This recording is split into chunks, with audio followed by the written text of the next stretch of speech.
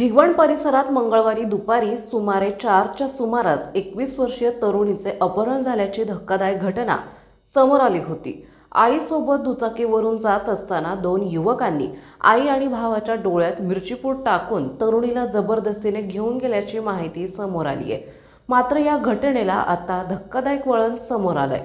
ती तरुणी आणि तरुणाचा एक व्हिडिओ समोर आलाय। त्यामध्ये जबरदस्ती नाही तर माझ्या इच्छेने मी निघून गेले असल्यानं तरुणीने व्हिडिओच्या माध्यमातून सांगितलंय। मी वैष्णवी राजा आठवले। मी जाहीर शेख यांच्यासोबत 9 वर्षापासून प्रेम संबंधात आहे। तर काल झालेल्या प्रकरणात माझ्यावरती कोणतीही जबरदस्ती केली नाही। मी माझ्या स्वतःच्या मर्जीने आली। माझ्यावरती अपहरण झाले नाही किंवा चटणी वगैरे टाकण्यात आली नाही। तर राजकीय माणसांनी त्यांच्या स्वतः राजकीय लोकांनी डोळ्या बजून घेऊन गेले आणि मी माझ्या मर्जीने आले।